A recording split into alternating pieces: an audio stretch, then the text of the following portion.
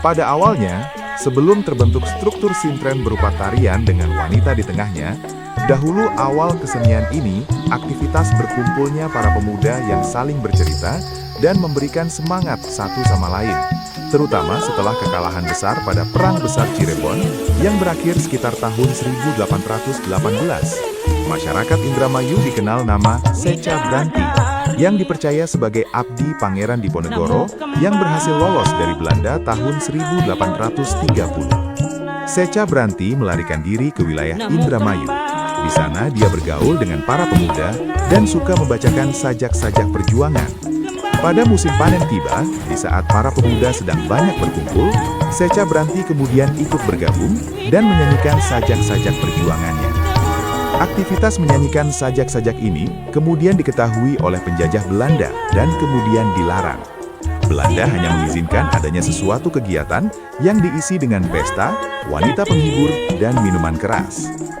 Kegiatan-kegiatan ini juga berusaha Belanda lakukan di dalam keraton-keraton Cirebon sebelum berakhirnya Perang Besar Cirebon. Bahkan para prajurit Belanda yang berada di kota Cirebon senang dengan kegiatan mabuk-mabukan diiringi dengan para penari tayu. Hal inilah yang kemudian melatar belakangi digunakannya penari wanita sebagai kedok, bahasa Indonesia topeng, dalam pertunjukannya.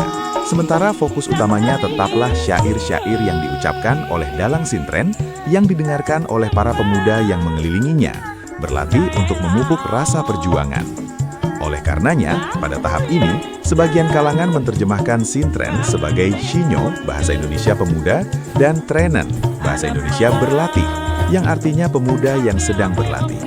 Selain dari kisah perjuangan pemuda-pemuda Cirebon lewat syair-syair penyemangat dalam pagelaran sintren, kesenian sintren di Cirebon juga menampilkan lirik-lirik legenda romantisme antara Selasih dan Sulandana yang populer di kalangan masyarakat suku Jawa. Hal tersebut dikarenakan letak Cirebon yang berdekatan langsung dengan tanah budaya Jawa, mengakibatkan tingginya interaksi sosial antara suku Cirebon dengan suku Jawa. Kesenian Cirebon yang lainnya juga dipergunakan oleh para wali untuk menyebarkan dakwah Islam dan mengajarkan nilai-nilai Islam dalam kehidupan sehari-hari.